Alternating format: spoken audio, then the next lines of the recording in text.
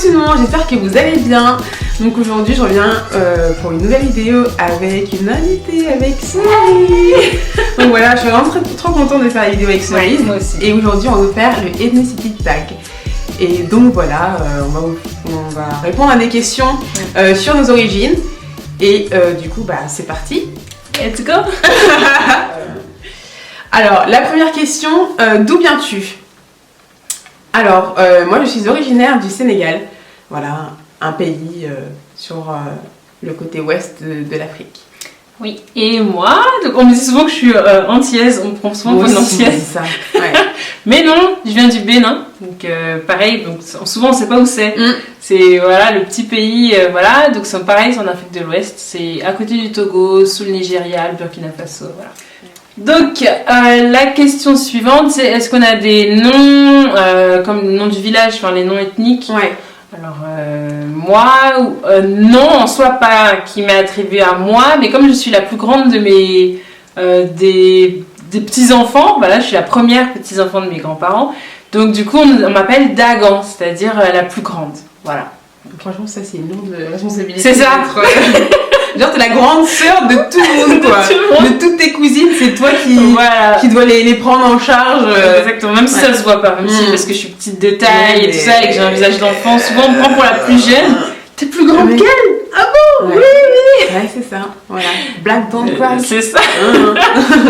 Et moi j'ai pas de nom, j'ai pas de nom, de deuxième nom particulier.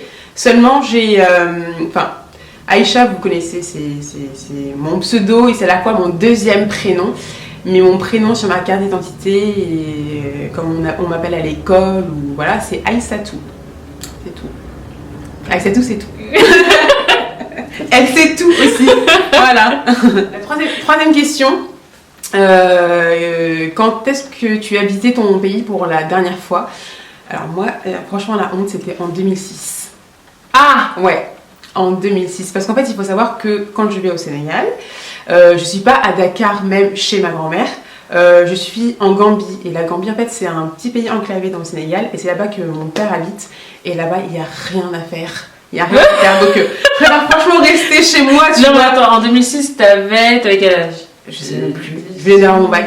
D'accord, ben ah oui, donc j'avais 17 ans. 17 ans. Ouais, non, ma théorie elle tient pas. Parce qu'en fait, c'est quand on va à l'âge. Tu sais, quand en général, quand on va au bled à entre 12 et 14 ans, t'es assez grande pour que ça te fasse chier d'être avec les parents, mais t'es trop petite encore pour, tu vois, t'ambiancer, partir en soirée et tout. Donc, moi, ça me fait chier. Ouais. Ces années-là, c'était nul d'aller au bled. Ouais. Mais. Ouais, parce que du coup, t'es un peu mise à l'écart par tes grands cousins et tout. Mais t'es pas avec les petits. Voilà, tu veux pas traîner avec les petits. Mais je comprends aussi. Mais voilà, ouais, donc parce que ça me saoulait en fait, tout simplement d'y aller et de rester 3 mois à rien faire chez mon père. Voilà. Donc je préfère rester. Ah oui, non, 3 mois c'est long quand même. Ah oui, 3 mois c'est même au Bénin que j'adore, tu vois, 3 semaines. Ouais. Après, ça devient long. Ouais.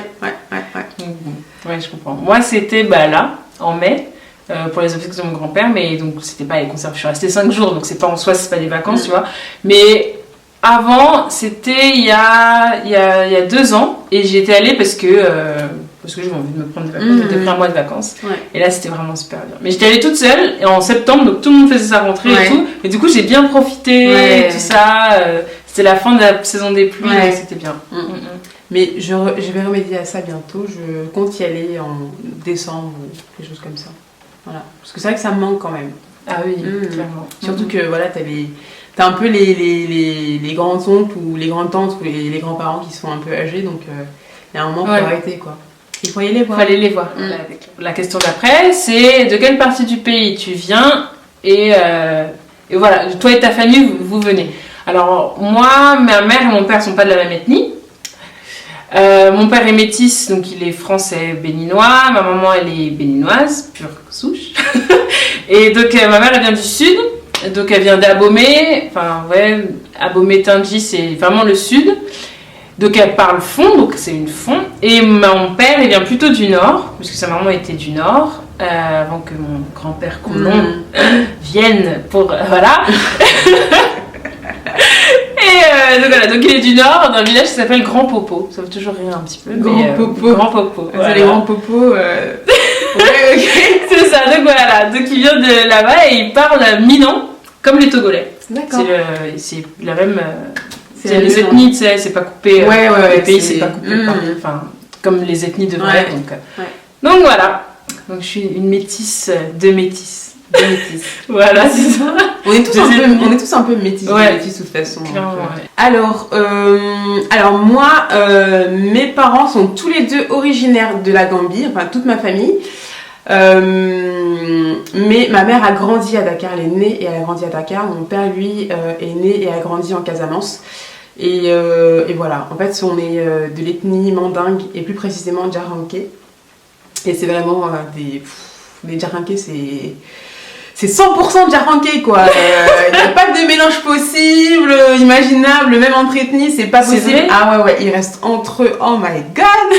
Surtout mon père, alors oui, mon père, enfin bref. Et du coup, voilà. Après, mon père, lui, il est retourné en Gambie pour faire son exploitation de fruits et légumes exotiques. Okay. Et ma mère, elle est en France parce que c'est plus simple comme ça en fait. Et voilà. Mais sinon, j'ai de la famille à Dakar, la capitale du Sénégal. Et voilà. Mais du coup, tu te sens plus sénégalaise ou gambienne du coup? Je me sens plus sénégalaise parce que la Gambie, en fait, c'est traumatisant quoi. Franchement, c'est le traumatisme. Donc, du coup, je rejette ce pays, tu vois. Quand j'y vais, c'est tellement la galère. En plus, il y a un dictateur là-bas. Et à jamais pour celles qui connaissent, hein, enfin voilà. Mais je pense que je vais me faire assassiner parce qu'il y a des gens qui sont vraiment hyper chauds dans la Gambie. Donc désolé hein, s'il y a des Gambiens qui regardent cette vidéo. Sorry. Si je vous agresse un peu, voilà, excusez-moi. Mais c'est vraiment mon ressenti. Mais oui, voilà. Alors, on va parler bouffe. On va parler bouffe. Alors la question suivante c'est nomme un plat de chez toi que tu préfères. Alors, bon, il y en a tellement. En revanche, pour ça, c'est vrai que je vais pas souvent au Sénégal ou en Gambie, mais au niveau de la nourriture, je suis blédarde à fond, quoi. Je suis blédarde à fond. Déjà, j'aime le mafé. C'est vraiment un classique de la région. Et par exemple, les Djaranké, ils aiment bien quand il y a beaucoup de gombo. Et ma mère, en fait, elle a grandi à Dakar, donc elle le fait avec pas beaucoup de gombo. Et donc moi j'arrive derrière elle quand elle est en train de se doucher par exemple, elle me dit Aïcha, il faut que tu mélanges la sauce et tout. Et moi je rajoute plein de gombo derrière. Elle me dit mais qu'est-ce que t'as fait et tout. J'ai dit j'ai rajouté du gombo, c'est meilleur avec. Elle me dit toi vraiment t'es vraiment djaranké, toi t'es la fille de ton père et tout. Et donc ouais c'est trop drôle. Et sinon j'aime aussi une autre sauce à base de gombo qui s'appelle le soupe kanja ou soupe kanjo, enfin ça dépend. Et c'est une espèce de soupe en fait de gombo avec du poisson sec, du poisson frais, des crevettes. Il y en a qui rajoutent du surimi et ça se mange avec du riz et de l'huile de palme. Voilà. Ouais, donc pour ça je suis vraiment blédarde. Ouais. On peut parler du tchèp. Le tchèp c'est très bon, hein, mais moi tu me donnes du mafé, tu me donnes du soupe kanja, je suis la plus heureuse du monde. Plutôt sauce. Ah ouais. Ah plutôt sauce, carrément sauce. Ouais. Moi aussi. Après en plat typiquement béninois c'est compliqué parce que on a vraiment de toute façon l'Afrique de l'Ouest il y a beaucoup d'influences et tout ça et comme ma mère elle a grandi en Côte d'Ivoire et mon père aussi beaucoup au Sénégal, du coup à la maison on mange plein de plats ivoiriens, sénégalais, béninois, donc j'ai du mal maintenant à savoir ça c'est pas voilà quand on m'a dit maintenant le mafé je savais mais par exemple la manière dont ma mère fait le gombo c'est la manière ivoirienne et en fait quand je vais au Bénin et que ma grand-mère a fait le gombo c'est pas bon parce que les béninois séparent les deux sauces. D'accord. Donc il y a le plat de gombo pur et la sauce tomate et après c'est toi dans ton assiette tu mélanges mais tu sais ça va pas cuit ensemble, c'est pas pareil et du coup voilà donc mon plat préféré si je dois revenir à la base béninois ça serait du poisson grillé, de la tomate et des ablos, c'est des petits beignets de maïs.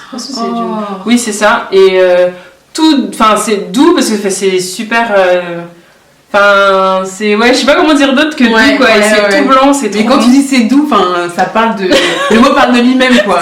Il n'y a pas besoin d'expliquer. On dit c'est doux, c'est voilà, c'est doux. On a compris. C'est trop bon. Ouais. Voilà. Donc ça serait ça. Voilà. Et au Bénin, voilà, on a différents types de pâtes. Et j'adore la pâte et il y a plein de Béninois qui aiment pas ça parce que je pense qu'ils en ont mangé trop peut-être mais moi j'aime trop donc ça serait la pâte de semoule, pâte de maïs, pâte de il y a vraiment tous les types de pâtes, tu prends toutes les farines et tu fais de la pâte avec et c'est super bon.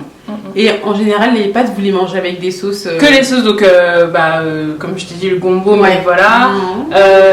La sauce claire, enfin, sauce épinard, tu vois, voilà, tout ce genre de sauce-là. Mais on mange la pâte avec tout. C'est vraiment le féculent de base. D'accord. Tu vois, voilà. Putain, ça me donne faim tout ça. C'est clair. Alors, la question suivante, c'est donc de nommer un objet de déco qui représente le plus la culture. Bon, alors, moi, ça va être... Bon, j'en ai pas là, c'est bête. Hein. Pourtant, j'ai plein de trucs béninois à la maison. Mais bon, alors, il y a les masques. Les masques béninois et les coris, mais je pense qu'après, c'est... Bah, je pense que c'est un vraiment... peu partout, l'Afrique de l'Ouest. Ouais. Donc, voilà. Je sais pas si vous voyez ce que c'est, du coup, pour les coris. Pour ceux qui ne viennent pas d'Afrique. C'est des coquillages. Du coup, peut-être on va le faire s'afficher. Oui, là. je mettrai parce que j'ai décoré. Moi. Voilà. Donc voilà, et comme voilà, donc le Bénin c'est le berceau du vaudou, on est connu pour ça. Donc voilà, je me dis, tu connais une béninoise, ça me fait gaffe et tout ça. Le vaudou, oui, plein de fois. Bref, et donc voilà, donc en fait, comme c'est de la voyance, donc ils lisent dans les coris. D'accord. Donc, on jette les coris et on lit dans les coris. D'accord. Pour moi, c'est juste un objet de déco. Ouais. Et à la base, c'était une monnaie. Oui, voilà. Base, je connaissais le coris pour ça, moi aussi, pour la monnaie. Ouais. Et finalement, tu pouvais être riche. La plage, quoi. On peut pas revenir à ce système, un peu. Quand ma mère me raconte ça, je me dis, mais c'est hallucinant quand même. T'avais mon argent, t'allais à la plage, quoi. C'est ça. T'allais à la banque. Attends. Parce qu'à la banque, encore, tu peux aller à la banque, mais s'il n'y a rien dans ton compte. Non, c'est clair, t'auras rien du tout. Et donc, pour moi, ça va être pareil, en fait. C'est aussi vraiment les masques africains et les coris, puis il y a aussi les statuettes. Et voilà. Après, je pense pas vraiment à d'objets en particulier. Je sais qu'il y a sur l'île de Gorée des tableaux qui se font avec du sable. Mais ça, c'est vraiment récent par rapport à la tradition des masques ou des coquillages ou des statues. Voilà. Ethnic music. Nous, encore au Sénégal, il y a plein d'artistes super reconnus. Ouais. Mais non. Alors si il y en a qui sont fans de musique béninoise, vont me tuer. Comment tu connais ça? Mais moi je sais pas. En plus j'écoute pas, donc non, je saurais vraiment pas en nommer. Ouais. Moi les classiques, Youssou N'Dour, voilà, quand on est en France, je vais me faire assassiner là aussi. Youssou N'Dour? Non, on dit Youssou N'Dour. Ouais, ok. Mais à chaque fois que j'entends la télé, Youssou N'Dour, ça me stresse. Non, franchement. Après, il y a qui? Il y a Viviane Dour, mais que j'écoute pas, je la supporte pas celle-là, je suis désolée, là aussi il y a des fans, ma sœur surtout, donc voilà, ne m'en veux pas si je termine Viviane. Mais après, il y a qui d'autre? J'aime bien Thione Seck, moi, c'est aussi un chanteur sénégalais, et j'aime beaucoup ce qu'il fait. Voilà. D'accord. Vous n'avez pas, que tu connais des groupes ou des par groupes exemple, comme non. P-Square ou... Non, je crois qu'on n'a pas tellement ça au Sénégal. C'est vraiment des chanteurs, des chanteuses, voilà. Après, au niveau de la musique, y a le ballard, il y a plein d'autres trucs encore, mais là non plus, je vais pas trop m'avancer parce que j'écoute pas trop de musique sénégalaise. Voilà, je pourrais pas vous faire des pas de danse. Peut-être que je pourrais essayer de filmer ma mère en train de danser. Je vais essayer de garder la vidéo, tu vois. Je vais attendre qu'il y ait un événement, je vais la filmer. Je pense que je vais faire ça. Voilà. Sur ton Snapchat, on voit des fois. Oui, ma mère et la danse, c'est pas possible. Oui. C'est pas possible. Et en fait, chaque fois qu'on a un mariage ou un baptême, c'est toujours elle qui est sur la piste, la première et la dernière, quoi. Et moi, en général, c'est moi qui vais la chercher à 2h du matin. Donc, je lui dis, écoute, maman, je viens te chercher à 2h du matin. Et encore, attends. Je rentre à 2h du matin dans la salle, mais je sors pas avant 3 ou 4 heures. Donc, je lui dis, là, je suis dehors. Les heures du matin, je t'attends. Elle me dit, mais viens, tu vas dire bonjour aux gens et tout. Il y a ta tante. Qui cherche à te voir. Ouais, c'est demandé d'après toi. Ouais. Je dis, mais non, mais ça, je connais cette femme, tu vois. Et donc, j'arrive et je demande au tante en question, elle est où ma mère? Ah, elle est là-bas sur la piste en train de danser. Et elle s'enjaille toute seule à danser, nanana. Et voilà, quoi. Mais c'est vrai que du coup, j'ai l'impression que le gène de la danse a sauté une génération. C'est-à-dire que ma mère est une danseuse. Pas professionnelle, mais bon, elle faisait des concours dans sa jeunesse. Ah, waouh! Ouais. Et moi, en revanche, non. Je sais pas ce qui s'est passé dans mes gènes. La danse et moi, elle a tout pris, du coup, il n'y a plus rien à transmettre. Enfin, voilà. On s'est un peu éparpillé. Voilà. Mais voilà. En même temps, ils ont des musiques 3 petits points, donc on peut dire un peu tout ce qu'on veut sur la musique. Hein. Et après, Alors, la dernière question, parles-tu ta langue maternelle? Alors moi non, je ne parle pas ma langue maternelle. Pourtant mes parents parlent la même langue, mais quoique ma mère a grandi à Dakar, donc elle parle Wolof. Et en fait, elle a appris le djarkinké, surtout quand elle s'est mariée avec mon père. parce que ça a des similitudes? Non, Non, du tout. C'est juste que le djarkinké, en fait, c'est un dérivé du mandingue et c'est une langue qui est hyper complexe. Et donc ma mère, elle avait des notions de mandingue et de djarkinké, mais elle s'est vraiment perfectionnée en fait quand elle s'est mariée avec mon père. Et donc voilà, chez nous on parle pas notre langue maternelle parce que quand mes grands frères, j'ai 3 grands frères, le plus grand qui a 35 ans est rentré en maternelle, on a dit en fait à mes parents, voilà, non, il faut arrêter de parler la langue maternelle à vos enfants parce que ça va les perturber dans leur apprentissage du français. Et alors que maintenant, aujourd'hui, on leur dit, non, parlez des langues à vos enfants, quoi. Parce que c'est à ce moment-là qu'ils assimilent le mieux. Donc voilà. Et du coup, mes parents sont restés là-dessus et ils n'ont jamais appris. Après, moi, j'ai quelques notions. Ma grand-mère est venue il y a 2 ans, donc du coup, Elle parle français. Elle parle très peu français, mais elle nous parlait vraiment en mandingue et en djarkinké pour nous booster, quoi. Et en fait, on était obligés d'apprendre avec elle parce que elle nous vannait, elle se foutait de nous. Enfin, du coup, il y a un moment où t'es obligé d'apprendre pour pas subir. Donc du coup, voilà, c'est comme ça qu'on progresse un peu en fait avec mes frères et sœurs. Quand la famille vient et parle uniquement notre langue maternelle. Mais voilà, c'est triste, hein, mais... Ma mère me dit, mais t'as qu'à y apprendre. J'ai dit, mais je tais-toi, pourquoi tu me donnes pas de cours? C'est ça. Mais du coup, c'est vrai que c'est devenu un sujet un peu sensible parce que, en tout cas, dans notre culture, et je pense que c'est pareil en fait pour beaucoup de cultures, quand les enfants ne parlent pas la langue maternelle, c'est de la faute de la mère. Oui. Et comme ma mère, pendant très longtemps, en fait, on a toujours rejeté la faute sur elle, bah du coup, c'est un sujet maintenant qui est presque... Ouais. Mais après, voilà, je connais les bases, hein, et surtout les gros mots. Mais ça, c'est un petit peu... quoique... Les gros mots, quand tu t'es menacé par tes parents, là, hein? Vas-y, passe là-bas et on te sort un mot, tu l'as compris tout de suite, de toute façon. Moi, donc non, parce que mes parents viennent pas de la même ethnie. Ma mère, elle est Fon, donc quelqu'un du sud, et mon père, il est Mina, enfin, il vient de Grand Popo.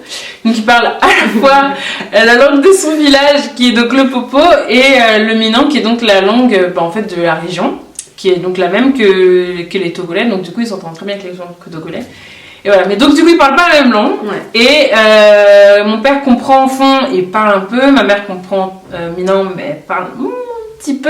Et en fait ils se vannent quand ils parlent les l'un avec l'autre parce que ils ont un accent. Ouais. Et donc voilà, et donc du coup comme ils parlent pas la même langue et qu'ils se parlent, ma mère parle en Fon, mon père répond en Minan et comme elle comprend, ils ont trouvé leur propre système. Pour apprendre une langue, alors qu'en fait ils en parlent 2, c'est pas possible, donc non. Ouais. Mais donc je parle pas, mais je comprends. Donc ça fait un moment qu'ils ont arrêté de croire que c'est parce qu'ils parlaient Fon et Minan qu'on les comprenait pas. Ouais. C'est ça, voilà. Au début c'était leur langage codé, mais bon voilà. Non, mais donc je comprends tout à fait, totalement toute une conversation, mais je réponds en français parce que ça c'est bizarre, je comprends, mais ça peut pas sortir. Mais pour beaucoup c'est comme ça. Hein. Moi aussi je réponds en français, j'essaie de dépendre en mandingue ou en djarkinké en dessous de ma gueule. Voilà. Du coup, voilà, ça sert à rien, quoi, t'essayes, mais les gens ne veulent pas t'aider, ne veulent pas que tu progresses, tu vois. Enfin, bon, après, il y a aussi, moi je sais que c'est quand je rentre à la maison, il y a la salutation, en gros on me dit ça va, t'es bien rentré. Ça je réponds ce qu'il faut répondre, tu vois, mais ça va pas plus loin. Après, tout de suite le français revient parce que. Voilà, et pareil, j'aime des grandes tantes, parce que mon père il a 18 frères et sœurs. Donc du coup, voilà, lui il est plutôt dans les derniers, donc du coup les grands frères, grandes sœurs, elles parlent pas forcément français, ou voilà, elles préfèrent parler Minan, et donc voilà, donc au début c'était vraiment frustrant parce que elles parlent pas, donc pour parler, voilà, et c'est là que tu te dis, tu te sens un peu déraciné, exactement. Tu te dis, je suis de leur famille et je comprends pas ce qu'ils me disent. Tu peux pas communiquer avec eux. Et c'est vrai que j'avais aussi eu cette impression, la première fois que je suis partie au Sénégal, j'avais 6 ans, et ma grand-mère qui parle un peu français, mais elle veut pas parler français. Et du coup, quand j'étais avec elle, par exemple, qu'elle cuisinait, moi j'étais assise à côté d'elle, donc c'était mignon parce qu'elle cuisinait et que moi j'étais assise en bas, elle la regardait faire. Mais j'avais tellement envie de parler avec elle en fait, et tu peux pas. Et c'est pour ça que quand elle est venue il y a 2 ans, j'ai vraiment, on a tous chez moi eu envie et essayé de faire un maximum pour qu'on puisse communiquer et en tout cas au moins répondre à ces vannes. Et voilà. Ouais. Ouais. Mais alors, le problème de la langue, c'est vraiment. Et en plus, moi je me dis, imaginons, je me mets avec Monsieur Cerise, voilà, lui il est ivoirien, il est. Alors attention, son ethnie, il va me tuer, il est à Caen. Donc il est beaucoup plus proche du. Il est plus proche du. C'est les tribus Ashanti, donc du Ghana, je crois. Et donc lui il parle, il n'y a pas de problème, il parle à Ni, il parle à Caen, mais voilà, moi je comprends pas. Donc nos enfants, ils pourront. Voilà, leurs parents parlent. Moi je parle pas à fond, donc même c'est mort. Lui il parle un tout petit peu, donc est-ce qu'il va essayer de leur transmettre? Enfin c'est compliqué quoi. Donc la seule langue qu'on a en commun c'est le français. C'est le français.